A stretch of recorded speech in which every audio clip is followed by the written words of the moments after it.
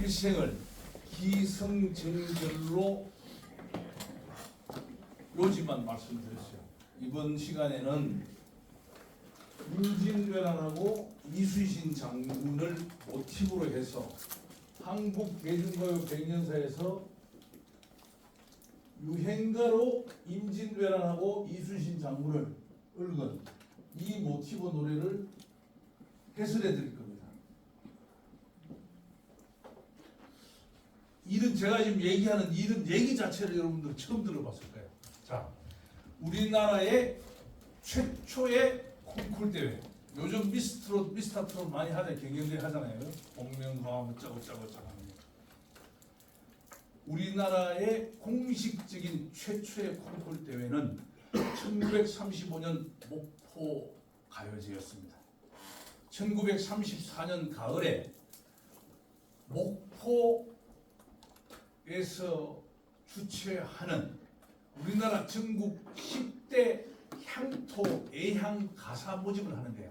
그때 10대라고 하는 것은 한양, 개성, 평양, 부산, 청진, 함흥, 대구 이런 곳입니다. 그때 1등을 했던 노래가 목포의 눈물입니다. 2등이 부산 창갑이다. 3등이 평양의 행진곡입니다. 그때 목포의 눈물이 1등을 했어요. 내가 왜 이 목포의 눈물을 가지고 왔냐? 이 목포의 눈물 2절은 1597년 9월 16일 날 이순신 장군이 13대 133이라고 하는 전술적 대승리를 거뒀던 명량대첩을 묵시하고 있는 거예요. 목포의 눈물이 명량대첩하고 관계가 있다고 얘기하는 사람은 아무도 없어요. 우리나라에. 제가 최초입니다. 잘 믿지도 않습니다. 노래를 들려드리고 해설을 해드리겠습니다. 노래는 다 감상하는 시간이 아니니까 제가 2소절 정도 하고 그럴 거예요. 어떤 분은 노래 좀 다 들읍시다 이렇게 얘기를 합니다.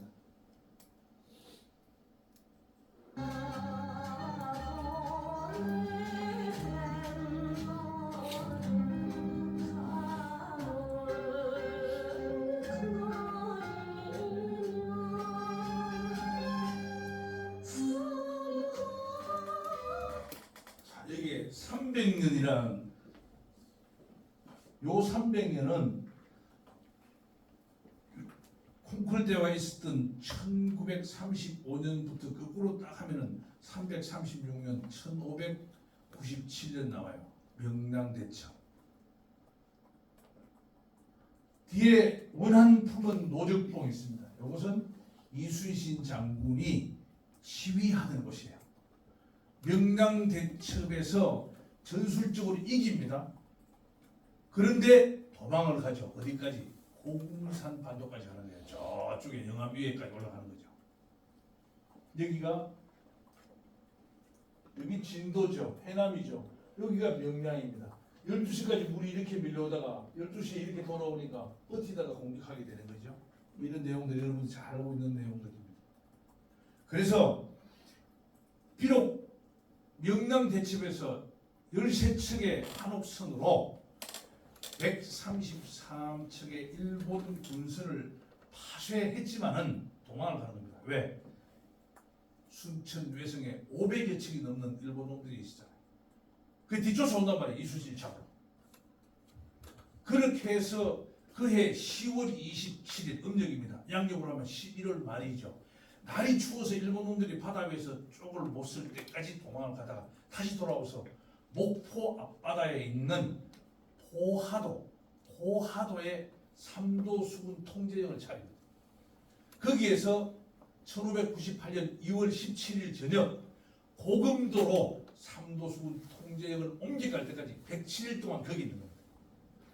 거기에 있던 상황을 노적봉 지휘소라고 해요. 님자치 완전. 님은 사랑하는 님이 아니고 이순신 장군의 자치입니다. 이 가사를 쓴 사람이 문일성이라는 분이에요. 함흥 출신 목포일보 기자였습니다. 1930년을 전후해서 출원 이광수 선생이 동아일보에 성웅 이순신이라는 칼럼을 쓰는 거예요. 그 칼럼에 영감을 받아서 이 노래 작사를 한 거예요.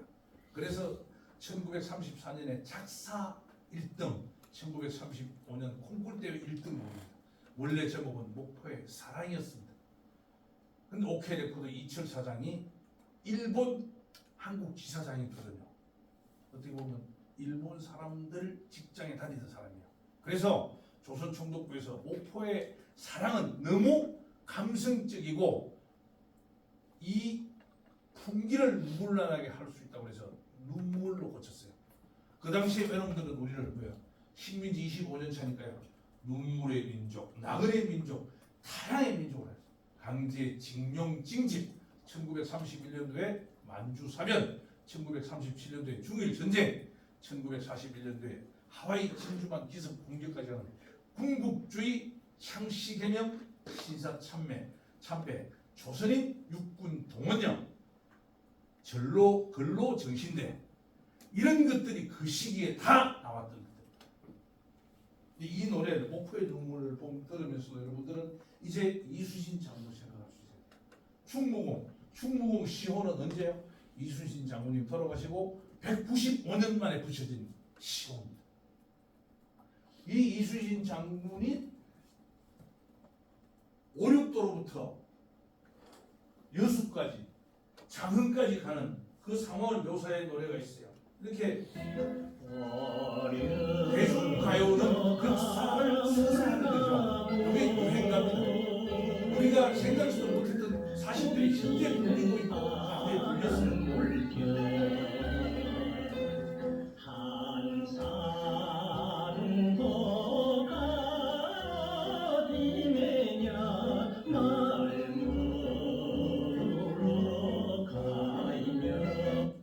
이 노래는 좀 더 들으면 12척의 거북선이라는 말이 나옵니다. 거북선은 임진왜란때 몇 척이 있었어요? 3척밖에 없었어요. 그 이름이 본영귀선, 여기서 본영은 전라 좌수영을 얘기합니다. 순천귀선, 방답귀선이죠. 이 3척이 있었어요. 거북선이 최초로 외적들하고 싸우게 된 건 어디예요? 사천회전. 그래서 이 거북선이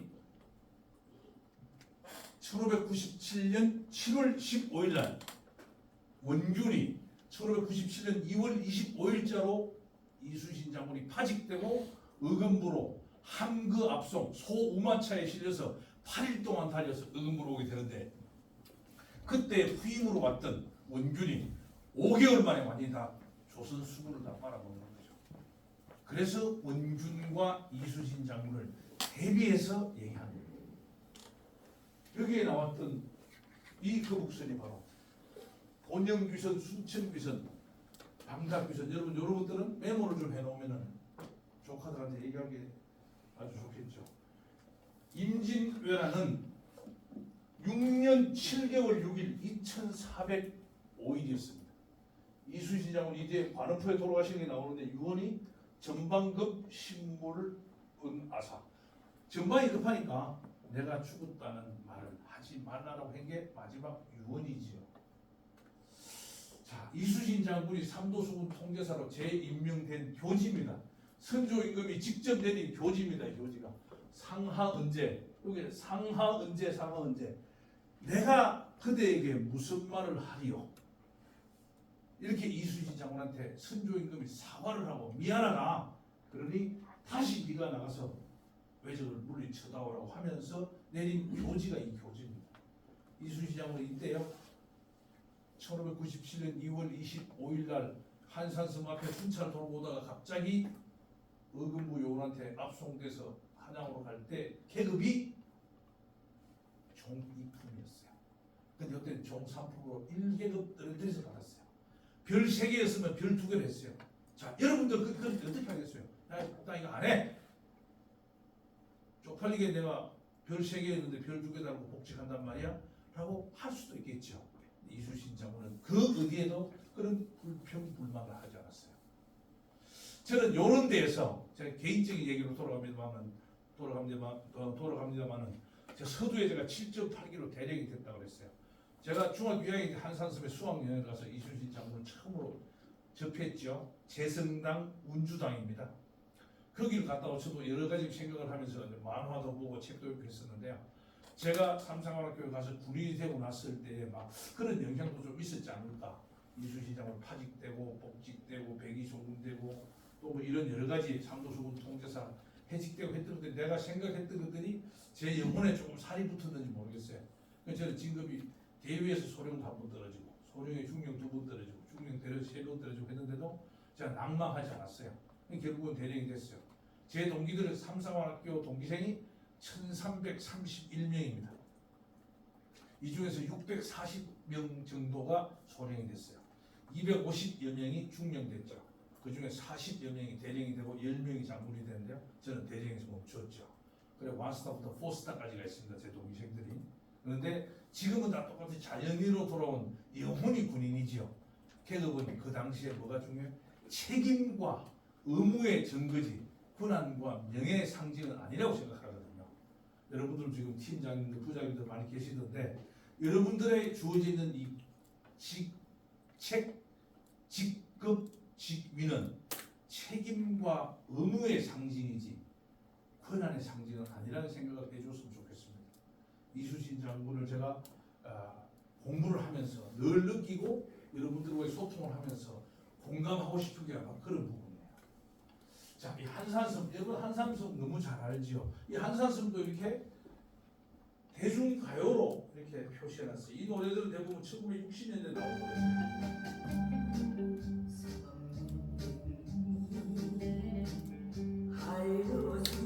여기 한여수대 하는 한산섬 여는 여수입니다. 한여. 그래서 여기 한산섬에서 여수까지가 120네요. 300km 바닷길로 그렇다는 거죠.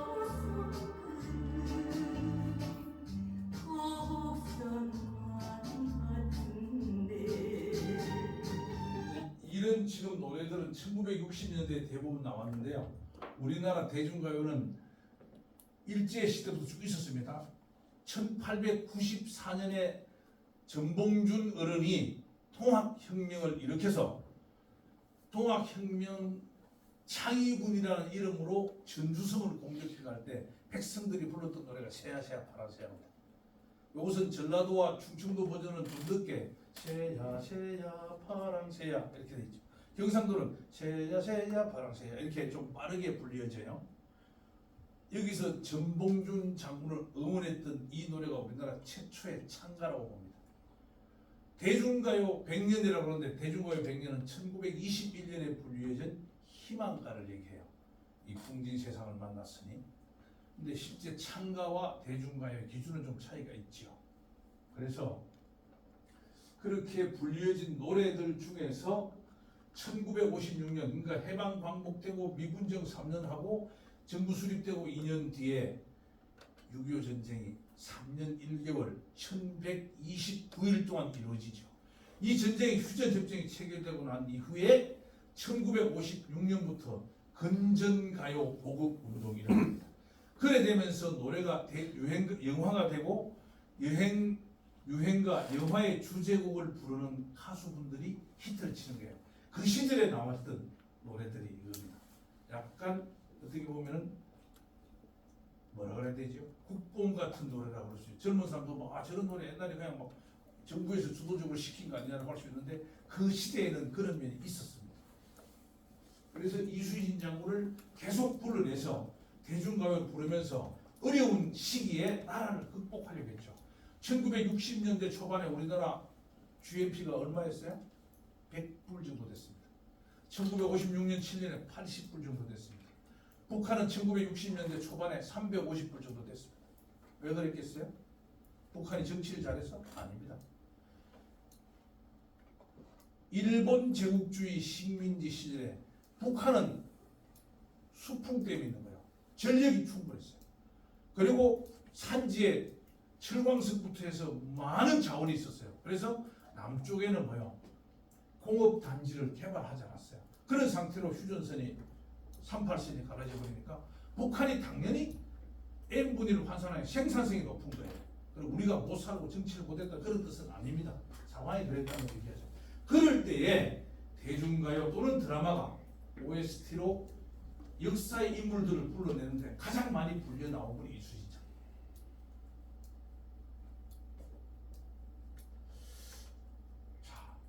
난중일기인데요. 이순신 장군이 남긴 업적 중에 가장 가치가 높은 게 뭐 이거라고 생각해요. 이거 한번 들어보십시오. 임진왜란 당시 영의정이었던 유성룡의 징비록에 나오는 한 구절. 이것은 유성룡의 어린 시절 친구 한 사람에 대해 적은 내용이다. 용감하고 의리가 있었다는 그 사람은 32세 되던 해에 무과에 합격하고 29명 중에 12등 했다고 제가 말씀드렸죠.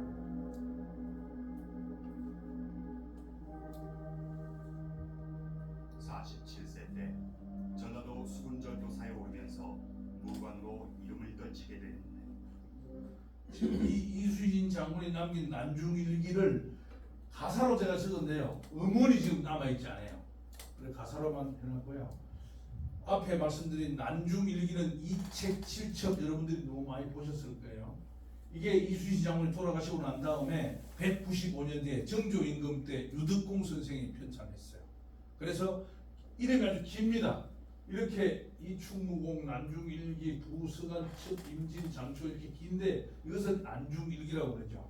그래서 난중일기는 임진일기부터 이렇게 있고 이 첩은 기록을 해놓은 거죠. 그 다음에 임진, 장초 마찬가지입니다. 이것을 제가 표를 만들었어요. 이 표도 제가 만드는데 한참 시간이 걸렸어요. 1592년부터 1598년까지입니다. 임진왜란이 일어난 해죠. 지금 녹색으로 되어 있는 부분은 이것은 임진왜란입니다. 이 날짜별로 이 표를 가지고도 여러 가지 설명을 할 수 있는데요. 여기부터 노란색은 명나라하고 외가 강화 협상을 한 시기입니다. 이 시기에도 부분이 국지적으로 남해안을 중심으로 이순신 장군은 23전 23성이라고 하는 해전을 치렀어요. 그런데 요 안에 있는 보라색 요게 이순신 장군이 1597년 2월 25일 날 통영에서 소 우만차에 실려서 한양으로 와서 이렇게 와 계신 거죠. 3월 4일 날, 3월 12일 날 사형선고를 받고 쭉 해서 지나오면서 4월 1일부터 해가지고 백의정군으로 움직여 가지요. 요 시기가 1597년 8월 3일 날 재임명제가 받을 때까지가 요게 백의정군 기간입니다. 그 다음에 다시 왜가 쳐들어오죠. 실질적으로 이때 쳐들어오는데요. 이 회색 부분이 정류재란입니다. 1598년 11월 19일 날 남해안 노량 관음포에서 순국할 때까지 총 1592년 1월 1일부터 일기를 썼어요. 1597년 11월 19일 날 돌아가시는데 11월 17일까지 일기를 썼습니다. 총 날짜가 2539일을 써야 되는데 1593일간 작성되어 있어요. 술을 좀 많이 드시거나 건강이 아주 안 좋으시거나 마음이 불편할 때 일기를 쓰지 않았습니다. 여러분들도 난중일기를 한번 부분이라도 뺏겨 써보면 참 좋을 것 같아요. 읽는 거하고 뺏겨 써보면 아주 다릅니다. 자, 제가 난중일기를 생각하면 제가 콜마에 와서 9년 동안 쓴 직무일기입니다. 우리 콜마 저쪽에 장관장님 계신데요. 우리는 이렇게 써서 퇴직할 때 회사에 반납하게 되어 있어요. 여러분들 직무일기 잘 쓰신다고 생각하는데 저는 5가지를 써요. 검정색, 빨간색, 파란색, 연필, 그리고 형광펜. 이 5가지로 해요. 이 책을 이따 어느 분께 드릴지 모르겠는데 이 뒤에 동행이라는 부분에 보면 지금 이런 얘기가 다 돼 있어요. 여러분들도 한번 정말 직무일기를 잘 쓰시고 잘 쓰도록 팀원들을 관리하고 또 여러분들이 더 CEO가 됐을 때 이런 것을 권장해 보면은 영혼을 공유할 수 있다고 저는 생각을 합니다. 제가 이걸 연수원장하면서 매 일주일에 한 번씩 우리 회장님하고 직접 앉아서 체크를 하면서 보고를 드렸어요. 지침을 받았어요. 그래서 이게 회장님 사인입니다. 형립, 좌우측이 대칭되게 흔들리지 않도록 잘 놓는 게 중요하다라고 직접 써달라고 해서 써주신 거예요. 그러니까 여러분들도 이런 부분, 이순신 장군이 제가 얘기했죠. 죽음을 생각했다. 그러면서 행동했다. 그리고 기록으로 남겼다. 이 제 앞에 제가 표현 만들어드렸어요. 그 기록이 바로 역사가 되는 거죠. 기록은 기억을 능가합니다. 기록은 노력은 집중은 지능 지수를 능가한다고 생각합니다. 지속하면 자기의 부족한 지능 지수나 기억력이나 다 보완할 수 있다고 생각합니다. 자, 간양록 이거는요, 이순신 장군을 찾아가다가 외놈한테 압송됐던 강항이라는 분의 일본에 3년 동안 가했던 포로 일기를 대중가요로 만드는 겁니다. 조용필 선생님이 했어요.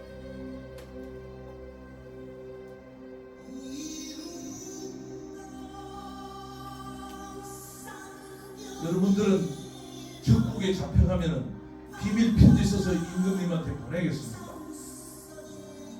강항은 그렇게 했어요. 일본에 있는 스님하고 교분을 해서 일본 66도의 지도와 군사 편제, 전쟁 준비 상태를 다 적어서 보냈어요. 적중 경문록입니다. 그게 드라마가 되고 드라마 주제곡이 간양록입니다.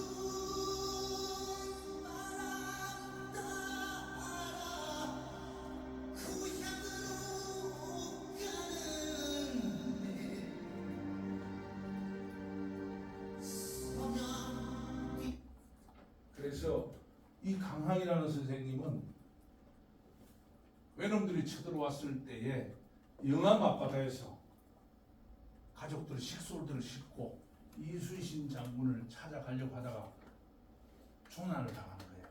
그 외놈들이 압송을 해가지고 갔어요. 이렇게 여기에서 비밀 편지를 선조임금한테 계속 보냈어요. 조선에 대한 얼마나 애국심이 있죠. 저런 것들을 보면서 저 스스로 되게 반성합니다. 여러분들은 마음에 다짐을 했으면 좋겠어요. 정말 어려운 상황 속에서도 회사를 향해서, 나라를 향해서, 또는 가족을 향해서 중심을 잃지 않는 그런 집중과 선택이 필요하다는 거죠. 논계 1593년 6월 21일부터 29일까지 외놈들이 제2차 진주성 전투 박살냅니다. 왜? 1차 진주성 전투에서 김시민 장군한테 작살났죠. 보복으로 여기 집중 10만 명이 왔어요. 이때 6월 29일 날 승리를 하고 7월 7성날 진주 촉성로에서 성전 파티를 하는 겁니다. 그때 이 성전 파티에 참가할 기생을 모집한다라고 방을 붙였어요. 그래서 경상, 우도, 병마, 절도사 최경의 장군이 부인이 바로 농계입니다. 이분이 남편이 2차 진주성 전투 패하는 날 남강물에 투신해서 수복했어요. 적한테 잡혀 죽는 내가 자결하겠다 돌아가셨죠. 남편의 원수를 갚겠다고 기생목장을 하고 들어간 겁니다. 그래서 지금까지 농계 선생이 기생이라고 그러게. 농계는 기생이 아닙니다. 은여입니다. 의기가 아니에요. 진주 촉성묘에 가면 의기사, 의로운 기생절이 있어요. 아니에요. 잘못했어요. 의로운 여인으로 은여사로 바꿔야 돼요. 제가 여러 가요 칼럼에 농계는 은여로 바꿔야 된다고 제가 강의하고 TV 출연해서도 하고 다 하고 있어요. 여러분 꼭 기억하십시오. 농계는 기생이 아닙니다. 돌아가신 지 한 보름 정도 만에 시신을 건졌어요. 함양군 금장리에 가면 농계 묘소가 있습니다.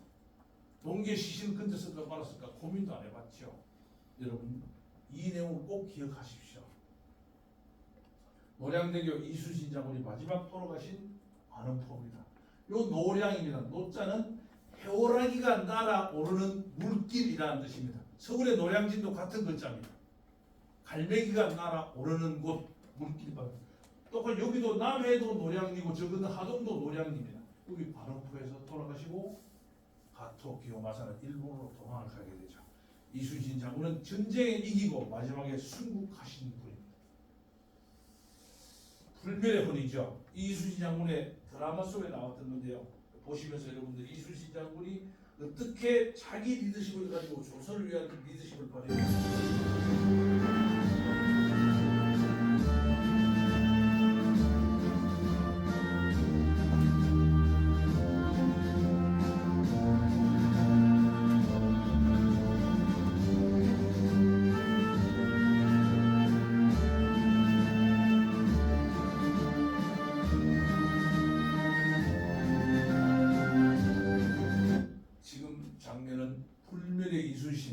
마지막 회 엔딩곡 장면이었어요.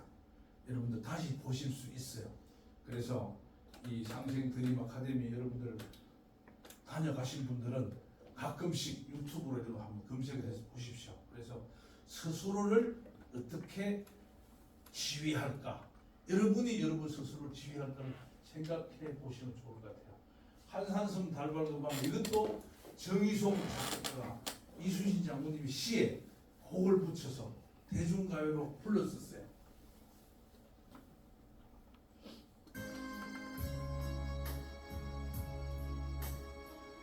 한산섬 달밝은 밤에 근데 이런 역사를 서사하는 노래들은 대중들의 인기가 잘 없지요.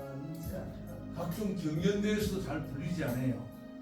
아주 오래된 노래들을 리메이크로 불러내서 연출, 가창, 율동, 음향, 효과 이런 것을 가미해야 시청률이 올라가고 시청률이 올라가면 광고 많이 들어오잖아요. 그래서 사실상 너무 상업적으로 가는 것도 좀 제고해볼 필요가 있다는 생각을 합니다.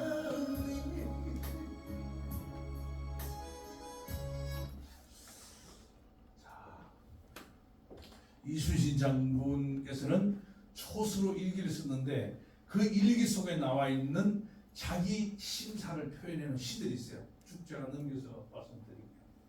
제목 없어요. 제삿날, 나라의 제삿날, 나라를 생각해 시입니다. 왼쪽에 있는 것은 시고요. 우측은 일기입니다. 이순신 장군은 일기를 시처럼 썼어요. 그래서 나중에 시처럼 또 옮겨놨어요. 그래서 문무를 겸비했던 분이죠. 일기 부분은 전투사령관으로서 이것은 순수 자연인 이순신의 감성이라고 봅니다. 성칙명차사원 마음을 다하면 꿈에를 타는 거예요. 이순신 장군은 약간 신기가 있었다고 합니다. 전부도 많이 치지요. 그래서 간절하면 나타난다는 그런 의미입니다. 차사원은 여러분들하고 싸우다가 돌아가신 조선 수군을 고향으로 돌려보낼 때 장례식을 하도록 책임진 관리가 차사입니다. 그때 쌀 20가마씩 줬대요. 이 나락을 줬는지 쌀을 줬는지 기록이 잘 없어요. 2섬씩 줬대. 한 섬은 10가마니잖아요. 그래서 지금 나라를 위해서 돌아가신 분들은 5천만 원 정도 줬다고 그러더라고. 철하나. 이때는 쌀인지 나락인지 20가마 2섬을 줬다고 해요.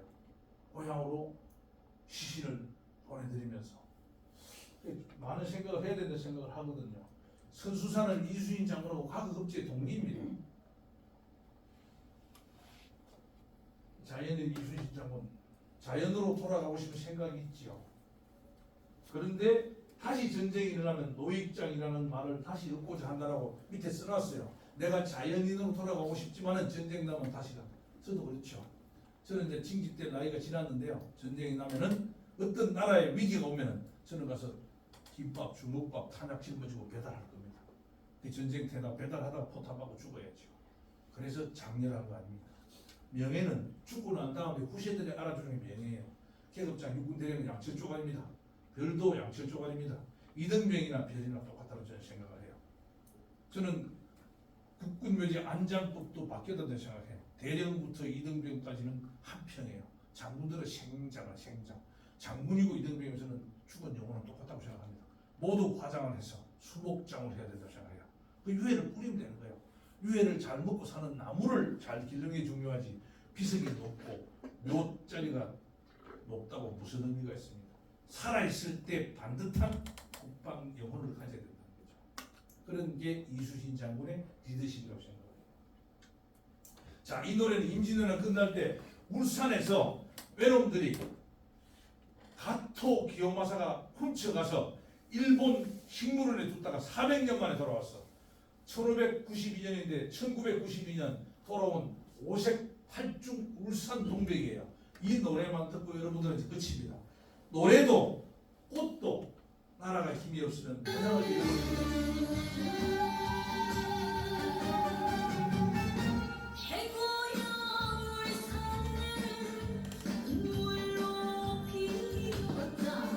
다섯 가지 색깔로 8병으로 이런 동백이 특이한 동백이에요.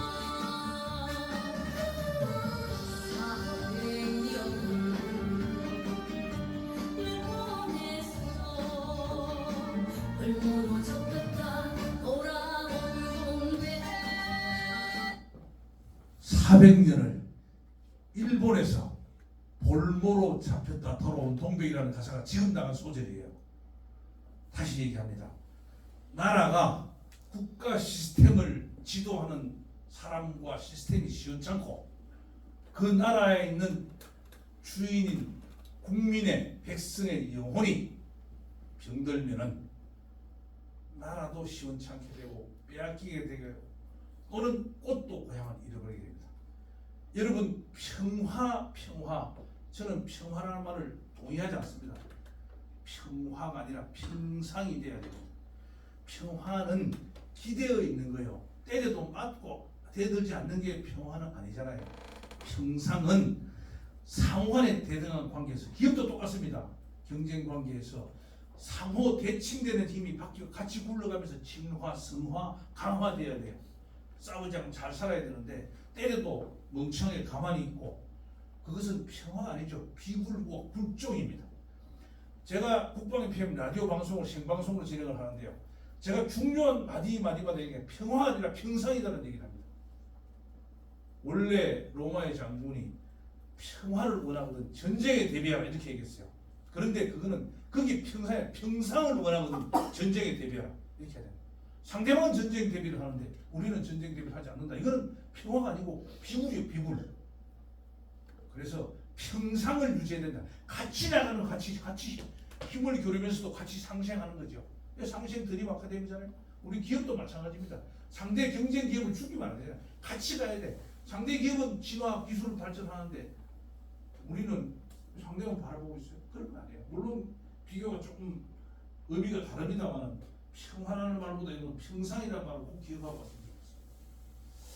자, 항상 여러분들 이순신 장군님처럼 생각하고 말하고 이 꾸짖어 진짜 스스로를 꾸짖어야 됩니다. 행동해야 된다는 거죠. 여러분들은 다 천재와 영재입니다. 천재는 100명 중에 3명 정도 있다고 그래요. 옛날에 한 군업 중에 3명 있다고 그래요. 영재는 3% 100명 중에 3사람 정도 있다고 그래요. 이 천재는 가르치지 않아도 잘해. 피아노를 잘 쳐. 나팔도 잘 불어. 글도 잘 써. 영재는 가르치면 피아노도 잘 치고 노래도 잘해. 이렇게 영재와 천재의 소질이 여러분들에 다 있습니다. 여러분들은 블루오션을 가고 있는데요. 블루로드를 개척하십시오. 블루오션은 성공으로 가는 방향을 걸어가는 겁니다. 블루로드는 성공이라는 대문에 다다랐을 때 문을 탁 열 수 있는 열쇠를 가져가는 거예요. 그래서 현재 주연 일을 하면서 가지 않는 길을 위해서 여러분 성공의 열쇠를 준비하기 바랍니다. 잠을 자지 않아야 되지요. 1만 시간의 법칙. 하루에 3시간을 안 자면 1년이면 1095시간이에요. 10년 동안 3시간 해야 1950시간. 여기 1만 시간 법칙이에요. 10년 하면 여러분 아무도 모릅니다. 내 마누라도 모릅니다. 20년 하면 세상이 조금 압니다. 25년 정도 가면 좀 찼습니다. 글도 써달라 강의도 해달라 해요.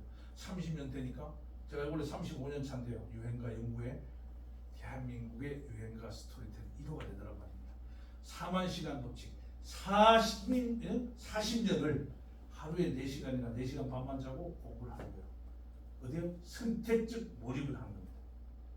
여러분들도 선택적 몰입을 하는 그 정신이 바로 이순신의 리더십이라고 생각을 해야 됩니다. 3331 조직을 위해서 30%, 나를 위해서, 가족을 위해서, 남을 위해서 하십시오. 저는 기독교적인 신념을 가지고 있어요. 이런 11조와 같아요. 내가 가진 모든 능력, 돈, 힘 다죠. 저 여러분들 강의하는 거 무료로 하는 겁니다. 돈 안 받습니다. 밖에 가서 90분 강의하면 200만 원씩 받습니다. 어떤 기업은 120만 원씩 줍니다. 최소 100만 원씩 받습니다. 네이버 쳐보면 나옵니다. 제 강의 다 나옵니다. 그래서 한국 콜마 여주 아카데미 연수원에 오는 기업에서는 기업, 기관, 단체는 제가 역사 강의, 6.25 전쟁 강의, 이순신 강의 다 무료로 해드립니다. 재능 기부죠. 이것도 저의 일에 해당되는 겁니다. 저는 어제 와서 오늘 하루 안 갔어요. 하루 종일이에요. 서울에 가서 강의 오전에 90분만 하면 100만 원 받습니다. 그런데 그 100만 원보다 여러분들과 만나서 상생 드림 아카데미에 이순신 장군의 리더십을 공유하는 게 더 중요하다는 그런 의미입니다. 자, 결론을 두고요. 질문하실 분 두 사람만 질문 받겠습니다. 질문하실 분 책 드릴 거예요. 사인은 강의 끝나고 개별적으로 해드릴게요. 질문 아무 강의 안 한 강의 내용이 아니라도 돼요. 인생살이 뭐 궁금 개인적이 다 좋습니다. 질문 조금만 하십시오.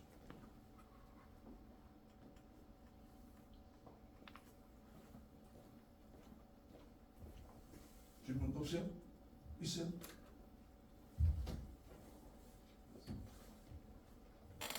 자, 예, 예. 책 한 권 제가 갖고 가고 싶은데. 이거 드려야지. 드리고. 이게 질문이에요? 뭐 질문 있어요? 아니. 없어요? 또 됐어요? 질문. 네. 이제 소령에서 중령 진급하셨을 때 한 번 이제 고백을 하셨다고 말씀하셨는데요. 이 말씀하신 것처럼 이제 이순신 장군님의 그런 백의종군 스토리를 생각하시면서 좀 마음을 굳게 다져보셨던 건지 궁금합니다. 아닙니다. 제가 대위에서 소령 진급이 떨어진 날이 1988년 8월 20일 날이에요. 토요일입니다. 많은 분들이 제가 저 새끼 나보다 멍청하다는 생각이 들었는데 진급이 딱 돼버려. 저는 안 되더라고요. 저도 목소리도 크고 뭐 운동도 잘하고 훈련도 잘하고 사고 예방도 잘하고 다 했어요. 그런데 그날 저는 이런 생각을 했죠. 아, 계급장은 내가 노력해서 갖는 내 것이 아니고 우리 모두의 것이구나. 나라에서 주는 거기 때문에 책임과 의무를 위해서 누구나에게 갈 수가 있어요. 근데 나한테 안 올 수 있는 거예요. 계급장이 무한대로 오면 다 줄 수 있잖아요. 그죠? 10명 있으면 진급이 우리는 동기생이 소령 진급 얘기했잖아요. 1331명 중에 640명밖에 안 됐어. 이 640명은 1차부터 4차까지 합쳐서 그런 거예요. 그래서 아, 나는 진급이 안 될 수도 있겠다 생각했지. 그래서 안 돼서 섭섭한 게 아니라 그럼 안 되면은 뭘 먹고 살까 생각한 거야. 그날 진급된 많은 사람들은 제가 강원도 고성에 있었는데요. 학야리라는 곳에 있었는데 진급이 되신 분들이 기분 좋다고 속초 시내로 가더라고요. 진급이 떨어진 분들은 시팔시팔 하면서 또 술집에 가더라고요. 저는 그때 이제 그 소주 한 병을 다 사가지고 집으로 갔죠. 그 우리 가족한테 얘기했죠. 여보, 진급은 내게 아닐 수도 있어. 내가 아무리 노력해도 어디까지 갈지 모르니까 내가 당신하고 애들 둘이 그때 우리 큰애가 6살, 둘째가 4살이었어요. 지금 40살, 38살인데 천명이 살려야 되니까 내가 무엇을 해야 될지 아무리 고민해봤는데 이제 군대 생활만 열심히 할 게 아니라 열심히 하되 유행가, 우리 근현대 100년에 걸쳐 있는 유행가를 내가 망원경으로 제목을 딱 보고 그 노래가 선택되면은 아까 목표의 눈물, 구시의 금수나 이런 노래를 작사, 작곡, 가수, 시대, 사연, 모티브, 역사가 묵시된 것, 요 7가지 요소를 내가 공부를 해서 이야기를 할 수 있는 그런 상품을 내가 준비해야 되겠다고 얘기했어요. 그때는 스토리텔링이란 말이 없었습니다. 스토리텔링이란 말은 2000년도 전후로 나왔어요. 그리고 1995년에 마이크로소프트가 나와서 네이버 다음이 이제 그 이후에 되죠. 그때는 진짜 아무것도 없었어요. 그래서 그날 저는 이순신을 생각한 게 아니라 먹고 살 걸 생각했죠. 그래서 선데이 서울, 주간경향, 일요 스포츠 이런 데 이제 한 코너씩 나오는 유행가를 잘라서 스크랩을 했어요. 그렇게 해서 35년 동안 해서 오늘 제가 대한민국에서 5,200만 명 중에 딱 한 명 있는 유행가 스토리텔러 명장이 된 거죠. 이야기꾼 인정서를 받은 겁니다. 질문이 답이 됐는지 모르겠어요. 예. 그래서 몰입해서 여러분들 35년 몰입하면 세상이 알아줍니다. 자, 제 강의는 여기까지 할게요. 여러분들 너무 이 아카데미에 와서 너무 좋고 고맙고 돌아가셔서 여러분 한 분 한 분이 다 우주입니다. 우주. 그 우주가 아무리 우주라도 태양계라도 한 길밖에 못 가요. 인생은 일회성이잖아요. 그러니까 지금 가는 길에 여러분들 주연 배우입니다. 주연 배우를 하시고 다음에 가지 않는 길에 대비해서 자기 자신을 지휘하는 종합 예술의 콘덕터가 되십시오. 감사합니다.